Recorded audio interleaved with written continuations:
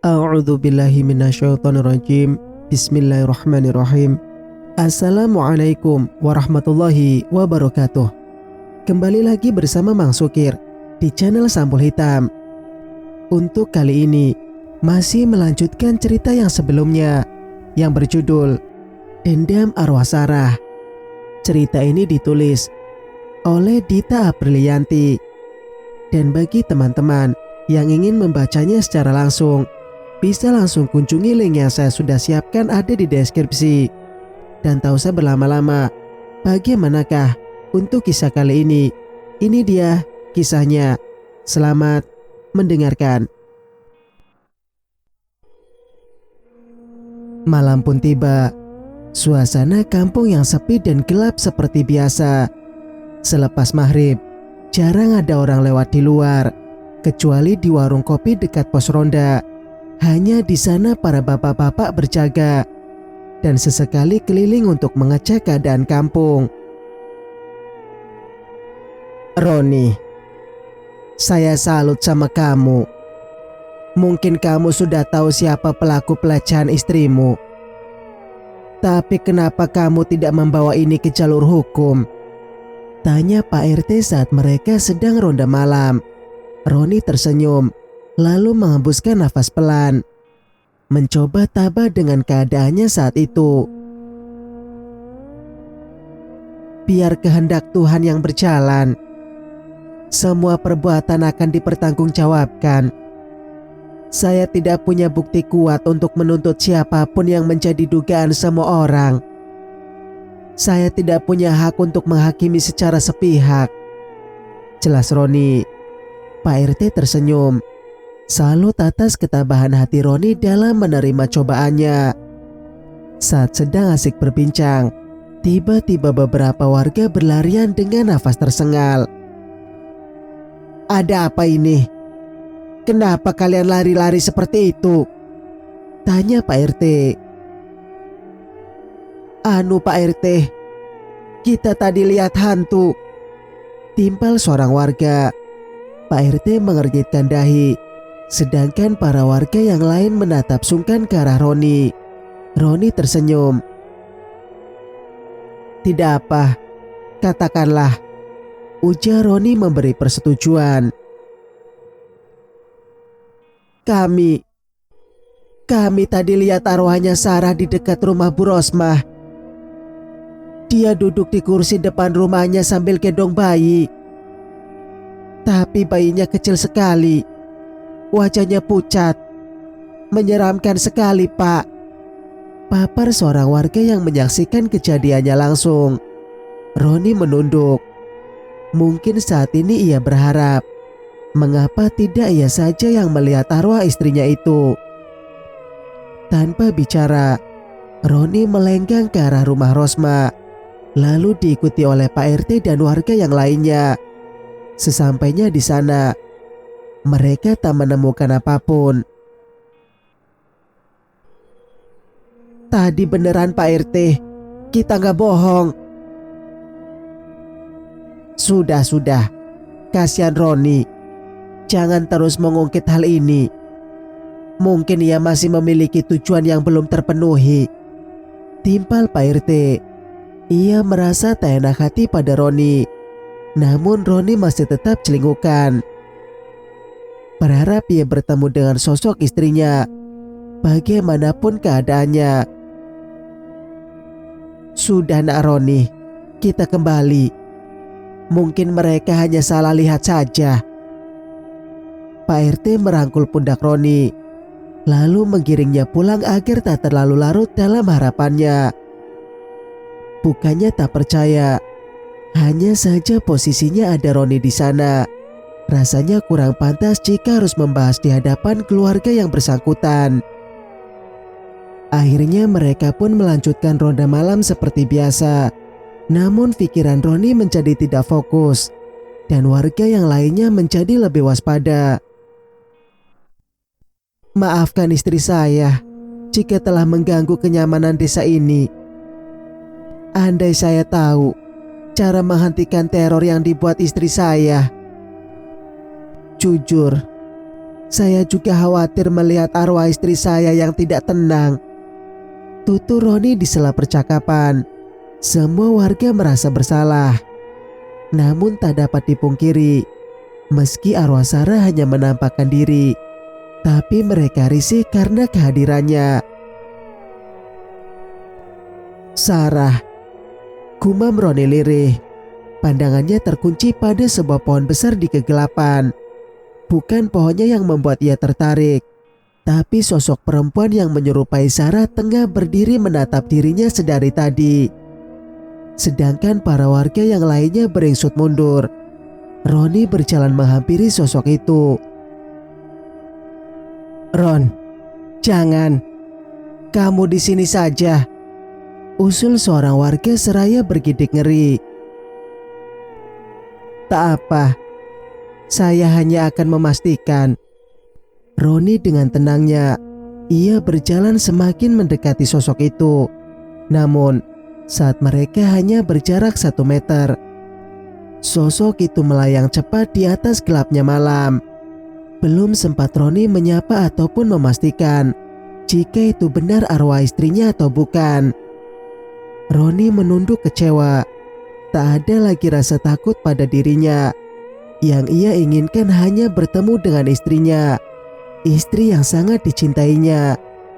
Roni terdiam sejenak, lalu kembali ke pos. "Ron, kamu gak takut? Siapa tahu dia bukan Sarah kan? Bisa jadi itu makhluk yang hanya menyerupai istrimu.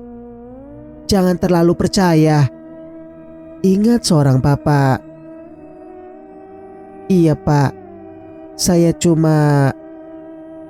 Sudahlah, lupakan. Gimana kalau kita pulang? Lagian hari sudah hampir pagi." Suara Roni terdengar masih kecewa. Namun ia tak dapat memaksakan kehendaknya. Singkat cerita, waktu menunjukkan pukul 2 pagi. Rosma terjaga dari tidurnya. Ia lekas mengambil air wudhu, melaksanakan sholat tahajud, memohon pertolongan pada Sang Maha Kuasa. Namun saat selesai sholat, tiba-tiba Rosma terdiam, mempertajam indera pendengarannya kala mendengar suara sapu lidi yang beradu dengan tanah kasar. "Siapa yang nyapu halaman jam segini?"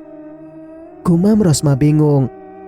Ia lalu membuka mukenanya, melipatnya seperti semula. Suara orang menyapu itu semakin jelas terdengar kala ia sudah berada di dekat pintu. Dengan hati-hati ia menyibakkan tirai jendela, melihat keadaan luar. Netranya menangkap sosok wanita berambut panjang. Suara nyaring itu ternyata berasal dari rambut sosok makhluk itu yang bergusur di tanah. Mata Rosma membelalak. Ia menutup tirai jendela cepat. Dadanya naik turun. Baru kali ini ia menyaksikan langsung hal yang tak kasat mata seperti itu.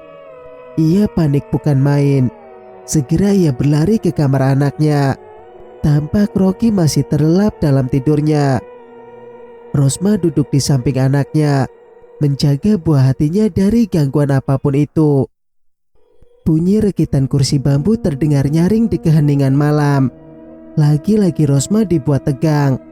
Ia melafalkan bacaan Al-Quran dengan tangan yang tak lepas dari anaknya. Dalam keadaan yang masih sangat menegangkan, tiba-tiba terdengar ketukan di kaca jendela. Ketukan yang awalnya terjadi 3 kali, dengan masing-masing 3 ketukan. Rosma masih duduk di tempatnya, dengan detak jantung yang berpacu hebat, seperti habis lari maraton 5 km tanpa henti. Ketukan itu berhenti. Rosma sedikit tenang, walau keringat dingin bercucuran. Baru saja ia menghembuskan nafas lega, ketukan itu kembali terdengar, namun dengan durasi yang lebih cepat dan kasar, diiringi dengan suara kursi bambu yang diguncang-guncang. Rosma panik bukan main. Suara itu membuat Rocky terbangun dari tidurnya. Rocky bangun dengan mata yang masih berat. Ia sedikit bingung melihat kehadiran ibunya di sana. Namun yang membuat ia bingung adalah ekspresi ibunya yang terlihat sangat tegang. juga suara bising yang terjadi di luar. Rocky menggenggam erat tangan ibunya. Bu. Shh. Rosma menyuruh Rocky tetap diam. Bahkan untuk membuat sedikit pergerakan pun mereka takut. Badan mereka gemetar. Udara malam yang dingin membuat suasana semakin mencekam. Hening. Tak ada lagi suara bising apapun. Namun, tiba-tiba darah mengalir di seluruh tembok kamar. Bau anyir darah menyeruak, diiringi suara tawa yang terdengar samar. Mereka berdua saling mempererat genggaman satu sama lain. Jadi ini yang sering kamu alami, nak? Papa Rosma. Rocky mengangguk takut. Tenang, ada ibu di sini. Sekarang kita berdoa sama Yang Maha Kuasa agar iblis yang mengganggu kita pergi, sambung Rosma. Mereka pun menundukkan kepalanya dengan mata terpejam. Mulut Rosma tak hentinya melantunkan ayat suci Al-Quran. Suasana menjadi sangat bising. Suara teriakan, tawa dan tangisan bayi menjadi satu. Lalu perlahan suasana pun kembali normal. Keduanya bernafas lega. Suara kokokan ayam mulai terdengar, dilanjutkan oleh suara azan subuh yang berkumandang. Sekarang kamu wudhu, sholat subuh, berdoa sama Allah agar tetap dalam lindungannya. Tita Rosma pada Rocky. Rocky mengangguk. Lalu mulai mengambil air wudhu.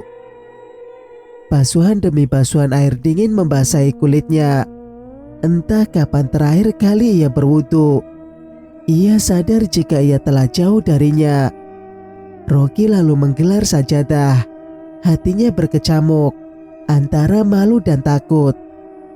Begitu lalainya ia dalam menjalankan perintahnya. Sekarang, di saat semua sudah seperti ini, ia tetap kembali pada Sang Pencipta untuk meminta pertolongan.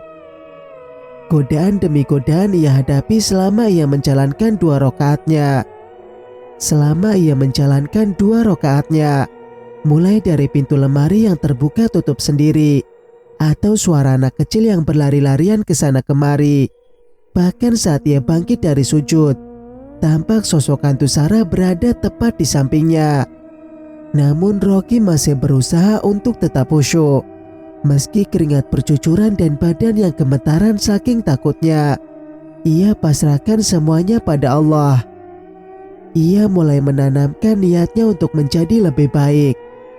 Setelah sholat selesai, Rocky menengadahkan tangannya, memohon perlindungan dengan air mata yang berderai.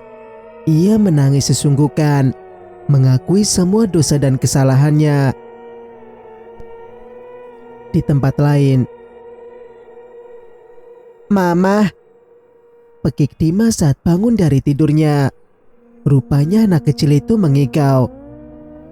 Ningsing yang berada di dapur lekas menghampiri cucu satu-satunya itu. Ada apa, Dimas? Tanya Ningsing lembut.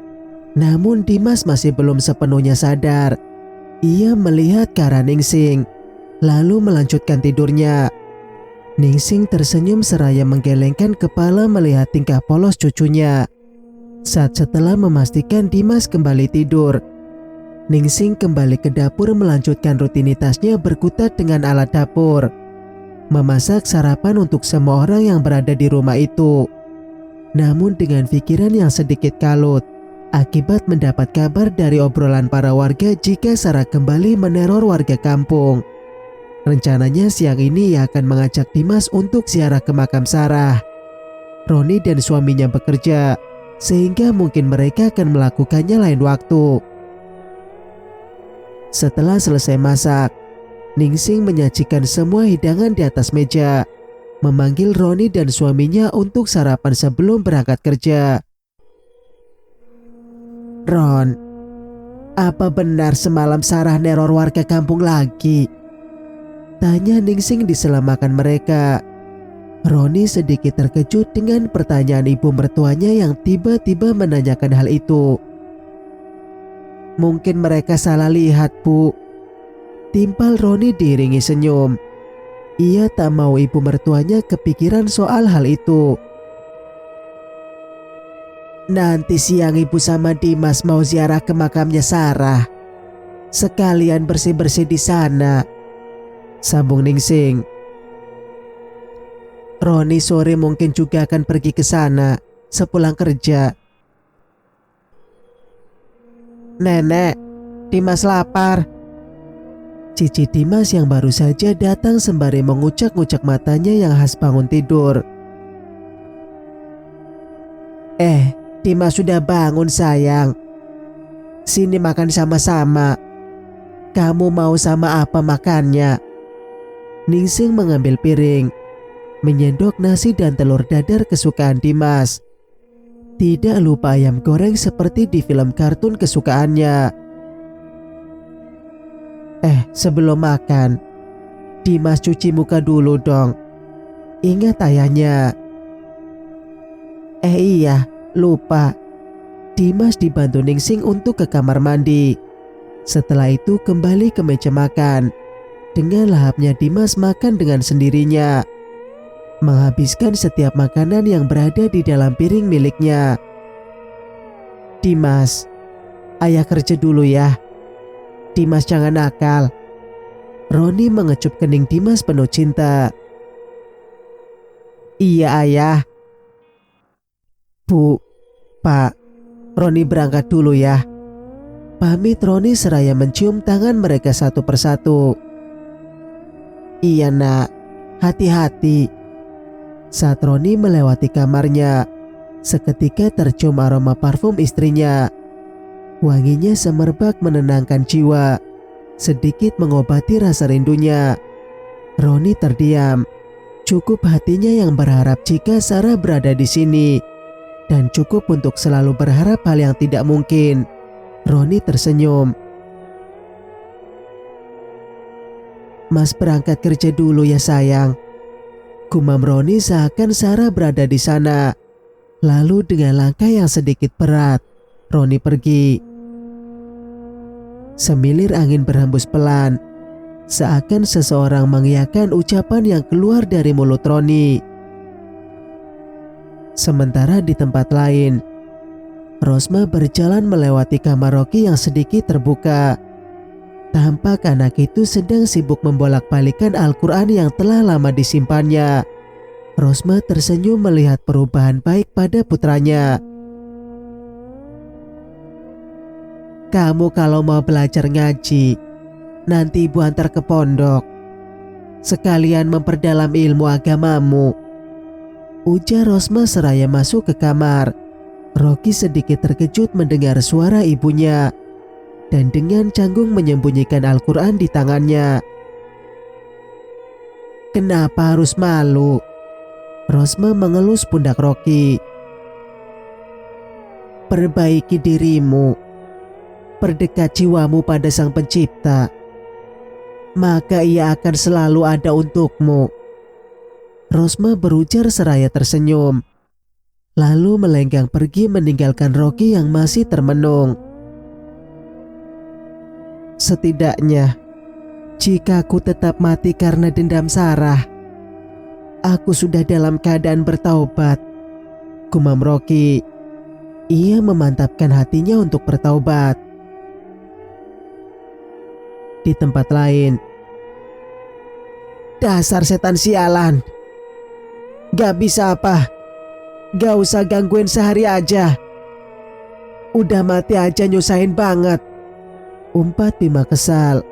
Ia meraih gelas di atas nakas, lalu menegak air di dalamnya hingga tandas. Namun, hal yang tak ia sadari adalah gelas itu berisikan darah segar. Bima merasa mual, lalu muntah di tempat. Ia kaget setelah melihat muntahannya yang berupa darah dan paku. Buset, tuh setan dengerin omongan gue tadi. Cash gak pakai kredit, gak pakai lama langsung gue terima akibatnya. gerutu Bima dengan tangan yang masih memegang lumuran darah itu. Gelas yang tadi ia pegang tiba-tiba terlempar ke dinding hingga hancur. Bima mulai tegang. Bahkan saat bicara sembarangan di siang hari seperti itu, sama saja mengantarkan nyawanya pada kematian. Bima lekas bangkit lalu berlari kocar-kacir keluar. Lalu lekas membersihkan tubuhnya untuk menghindari berbagai macam pertanyaan dari orang yang melihatnya. Singkat cerita, "Dimas, ayo," ajak Ningsing yang telah siap untuk pergi ke makam Sarah. Dimas berjalan menghampiri seruan neneknya. Mereka pun berjalan menuju pemakaman. Dengan melalui jalan setapak kecil, akses satu-satunya ke pemakaman kampung itu, suasana sangat sepi. Hanya ada penjaga kuburan yang sedang bersih-bersih di sana. Ningsing dan Dimas akhirnya sampai di pemakaman Sarah. Makam yang lumayan sering dikunjungi oleh Ningsing. Makamnya sangat terawat, bersih, dan banyak tanaman bunga di pinggirnya. Ningsing membersihkan sedikit rumput liar yang mulai tumbuh di sana, lalu menaburkan bunga baru. Ia lalu membacakan doa untuk putrinya, agar ia tenang di dalam tidur kekalnya. Guyuran air membasahi gundukan tanah yang sangat berarti bagi Ningsing. Putrinya malang sekali nasibnya. "Yang tenang ya nak, sudah cukup. Jangan teror lagi warga kampung. Mereka tidak tahu apa-apa. Biar Allah yang membalaskan perbuatan keji para orang yang telah membuatmu menjadi seperti ini." Langit berubah mendung, seakan menyeratkan kesedihan yang mendalam. Suara rumpunan bambu yang tertiup angin memperlengkap suasana murung hari itu. Ningsing mengusap pusara putrinya.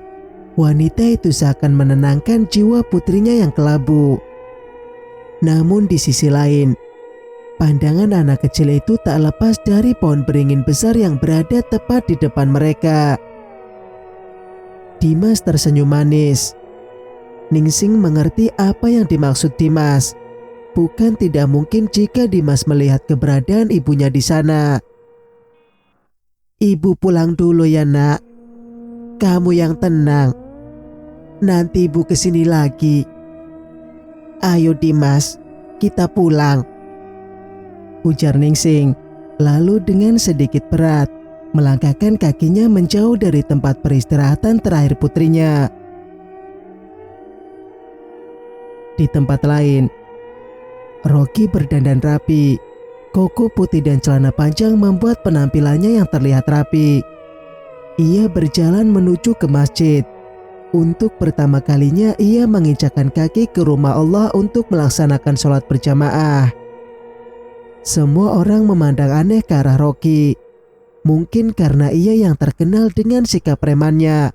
Dia yang mempunyai nama kotor di kampung itu dan dianggap sebagai sampah masyarakat. Ditambah dengan keterlibatannya pada kasus pemerkosaan Sarah, membuat namanya kian kotor. Semua orang menjaga jarak darinya. Bahkan ada juga yang terang-terangan mencaci Rocky. Ada pula yang berbisik-bisik mencemooh Rocky. Rocky menundukkan wajahnya. Ada rasa malu yang teramat sangat di relung hatinya. Namun, keteguhan hatinya untuk berubah menjadi lebih baik terlalu kuat. Ia mengambil wudhu, lalu mengambil barisan paling depan. Setelah sholat selesai, semua jamaah pulang satu persatu, kecuali Rocky dan Kiai yang menjadi imam. Rocky duduk termenung. Sang Kiai yang melihat itu pun lekas menghampiri Rocky. Pak Kiai itu pun menepuk lembut pundak Rocky. Rocky sedikit terperanjat kala itu. Wajahnya menengadah, menampakkan wajah kusamnya. Mata yang terlihat sekali menahan genangan air mata. Pak Kiai itu pun tersenyum. Ia tampak sangat senang melihat kehadiran Rocky di sana. "Jangan takut. Selamat datang di rumah Allah. Niatmu untuk berubah menjadi lebih baik sudah benar. Jangan hiraukan pandangan orang lain tentangmu. Karena di mata Allah semua sama.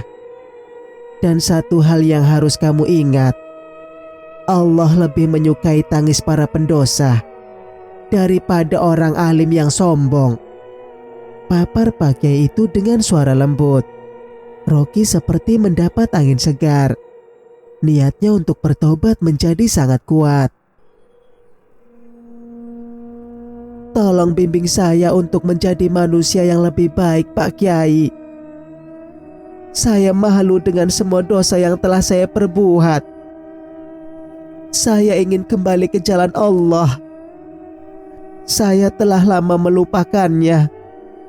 Saya menyesal. Air mata Rocky luruh begitu saja. Di tempat lain, Bima duduk di kursi taman belakang rumahnya sendirian, berlindung di bawah rimbunya pohon mangga dari terpaan sinar matahari. Pandangannya kosong. Tiba-tiba ia mendengar suara tangisan seorang bayi dari semak-semak. Bima mengikuti arah tangisan itu. Tangisannya makin kencang dan memilukan.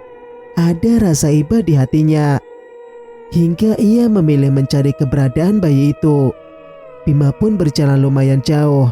Ia jadi curiga karena tangisan bayi itu seperti dekat, namun semakin menjauh. Hingga ia berhenti di sebuah hutan bambu belakang rumahnya. Namun jaraknya lumayan jauh dari rumah Bima. Ia tak sadar jika sudah berjalan sejauh itu. Ya, di kampung itu sebagian besar masih hutan bambu. Kampung pedalaman yang masih terbilang asri. Bima celingukan melihat keadaan sekitar yang sepi. Hanya ada puluhan rumpun bambu yang bergoyang tertiup angin. Mata Bima memicing tatkala melihat sebuah gubuk kayu yang telah usang. Sejak kapan ada gubuk di sana? Gumam Bima lirih. Bima berjalan mendekati gubuk itu. Suasana di sana terbilang gelap. Itu karena pohon bambu yang teramat lebat dan rimbun, membuat cahaya matahari terhalang masuk ke sana. Dingin, sepi, dan gelap.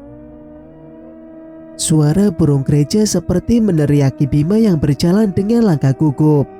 Namun, rasa penasarannya mengalahkan keraguan di dalam dirinya. Terbesit rasa was-was di hatinya, karena bisa jadi ini adalah jebakan yang dibuat Sarah. Wanita itu kerap melakukan aksinya tak pandang waktu. Namun bak terhipnotis. Bima terus mengikuti perangkap itu. Hingga akhirnya ia sampai di gubuk itu. Bima masuk melalui pintu kayu yang telah lapuk termakan usia. Bau kayu basah dan tanah basah menyeruak menusuk indera penciumannya. Bima menyapukan pandangannya ke seluruh sudut tempat itu. Dan ujung matanya menangkap sosok bayi mungil yang tergeletak di atas katil kecil yang usang. Bayi itu mulai menangis. Bima dengan sigap berlari dan meraih bayi itu. Senyumnya mengembang melihat wajah tenang bayi mungil yang kini ada di tangannya. Bima mengayun-ayun bayi itu dengan tenang. Matanya terpejam. Namun sesaat kemudian, saat Bima melihat kembali bayi yang ada di tangannya, ia tersontak kaget. Karena bayi yang lucu dan menggemaskan tadi berubah menjadi sangat menyeramkan. Tubuh bayi itu merah tak berkulit. Hanya terlihat daging dilapisi darah. Matanya putih tak berkornea. Kukunya panjang dan runcing. Bayi itu menyeringai menampakkan gigi-gigi kecilnya yang runcing. Bima menjerit sejadi-jadinya. Namun naas. Bayi itu malah masuk ke dalam mulut Bima hingga mulutnya robek. Bayi itu berjalan masuk ke tenggorokan, membuat Bima sekarat. Kerongkongannya tercabik. Darah segar muncrat ke seluruh arah. Bayi setan itu kini berada di dalam perut Bima, menggerogoti isi perut Bima. Bima di sana masih dalam keadaan hidup, tepatnya setengah mati. Keadaan Bima sangat mengenaskan. Kini tubuhnya hancur dicabik-cabik makhluk kecil itu. Iblis kecil itu rupanya jelmaan dari janin yang ada dalam kandungan Sarah. Kali ini bukan Sarah yang turun tangan, melainkan jiwa bayi tak berdosa yang ikut mati bersama ibunya. Bayi itu merangkak keluar dari perut Bima yang koyak. Darah mengalir deras dari mayat Bima. Bayi setan itu merangkak keluar dengan menggigit jantung Bima. Lalu sosoknya melesat di kerimbunan. Kini, Rocky berubah menjadi lebih baik. Perubahannya jadi pembicaraan panas para warga. Sebelum masuk waktu sholat, Rocky sudah berada di masjid, belajar mengaji, dan memperdalam ilmu agamanya bersama Pak Kiai yang kemarin menyadarkannya. Rosma sangat senang dengan perubahan putranya. Bukan hanya di masjid, di rumah pun ia habiskan dengan memperdalam ilmu agamanya. Sholat yang tak pernah lagi tertinggal, dan juga bertadarus. Kini rumah Rosma selalu dihiasi dengan ayat Al-Quran yang dilafalkan Rocky setiap saat. Semenjak perubahan itu, mereka mulai mendapat ketenangan. Bahkan hampir tak ada gangguan yang mereka dapatkan. Hanya sesekali. Namun Rocky kini sudah bisa mengatasinya. Lebih khusyuk, sehingga tak ada setan yang bisa mengganggunya. Ia juga sering menangis dalam sujudnya, memohon ampun atas semua dosa yang telah ia lakukan. Dan juga ia selalu meminta maaf pada Sarah atas kesalahan fatal yang pernah ia buat padanya. Rocky juga telah meminta maaf langsung pada keluarga Sarah ditemani ibunya.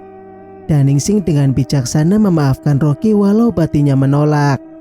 Begitupun Roni, ia juga memaafkan kesalahan Rocky. Toh, semua sudah terjadi. Dan Roni malah menepuk pundak Rocky dengan kagum atas keberaniannya meminta maaf langsung. Roni berusaha kuat untuk tetap tegar menerima keadaan. Tak ada gunanya juga ia menyalahkan Rocky. Takkan membuat istrinya kembali. Memang ada rasa benci atas kesalahan fatal yang dibuat Rocky.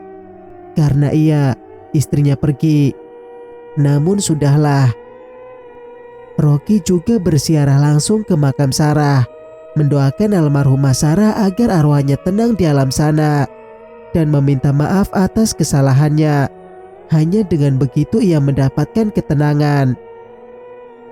Malam harinya, saat sedang melaksanakan sholat tahajud, Sarah datang pada Rocky. Dengan wujudnya yang cantik, ia tersenyum tenang, seakan ia telah memaafkan Rocky. Mungkin ini yang diinginkan Sarah. Para pemerkosanya mengakui kesalahannya dan meminta maaf padanya.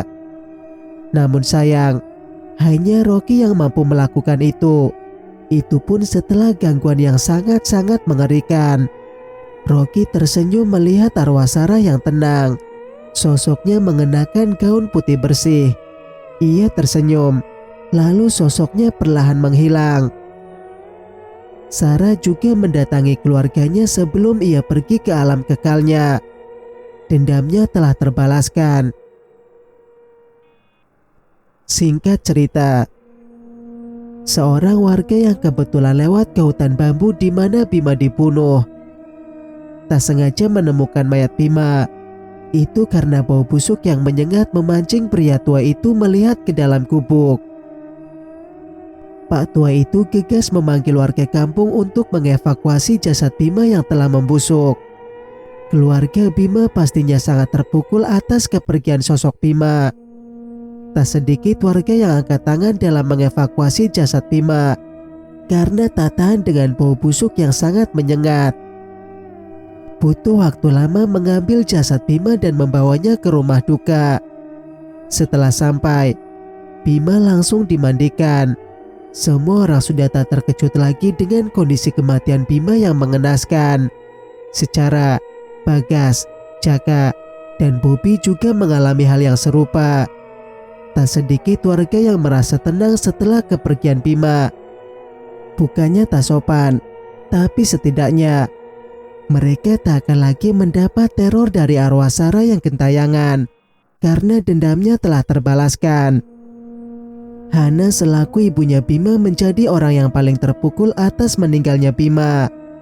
Baru saja ia tenang karena Bima telah ditemukan. Kini ia malah harus kehilangan putranya untuk selama-lamanya. Setelah selesai dimandikan, jenazah Bima pun disolatkan. Keluarga Ningsing pun turut serta di sana. Ningsing sudah tahu jika Bima adalah salah satu dari pemerkosa putrinya. Itu karena Rocky mengungkap semua kebenarannya pada mereka. Namun Ningsing dan keluarganya masih berbesar hati untuk memaafkan almarhum dan memilih tidak memberitahu Bu Hana tentang semua kebenarannya. Namun Hana bersikeras ingin membawa kasus ini ke jalur hukum. Ia mengerahkan polisi untuk menyelidiki kasus kematian Bima. Ningsing tak mampu berbuat apa-apa. Namanya seorang ibu, pasti akan sangat sakit hati buah hatinya pergi meninggalkannya untuk selamanya. Semua warga sudah mengingatkan jika kematian Bima menyangkut hal gaib. Namun Hana dan keluarganya tidak percaya. Mereka kekeh jika Bima dibunuh oleh manusia. Waktu memasuki bada asar, jenazah Bima akhirnya dikebumikan. Satu persatu pelayat pergi meninggalkan pemakaman, hingga yang tersisa hanya keluarga Bima. Bu Hana terus menangisi di depan gundukan tanah merah yang masih basah, memandangi tempat peristirahatan terakhir putranya. Hatinya masih belum terima Bima meninggal, apalagi dengan cara yang tragis. Hatinya bak dihujam jutaan pedang. Belum lagi bisik-bisik para warga yang terus membicarakan perihal kematian putranya yang ada sangkut pautnya dengan Sarah. Ia juga pernah mendengar hal itu, jika putranya terlibat dalam kasus kematian Sarah. Namun Hana memilih untuk tidak terlalu percaya, karena ia tak pernah menyangka jika putranya bisa berbuat hal sekeji itu. Namun saat ini, kenyataan mematahkan keteguhannya untuk tidak mempercayai itu. Setelah beberapa saat, mereka semua pun akhirnya pergi meninggalkan pemakaman. Hembusan angin menerpa pepohonan rimbun di sana, langit yang mendung, dan suara kicauan burung yang memegahkan membuat suasana terasa angker. Sosok Sarah berdiri di balik pohon besar. Wajahnya menyiratkan kepuasan atas kematian Bima. Kini ia bisa pergi dengan tenang, menebus dosa yang juga telah ia buat. Semuanya tetap harus dipertanggungjawabkan. Kini, tak ada lagi teror di kampung itu. Kampung itu kembali tentram seperti sedia kala. Dan Rocky, ia terus mendoakan semua temannya yang telah tiada, karena hanya ia yang tersisa. Ia beruntung karena Allah masih menyayanginya. Karena itu, ia bisa merubah diri menjadi lebih baik sebelum ajal menjemputnya.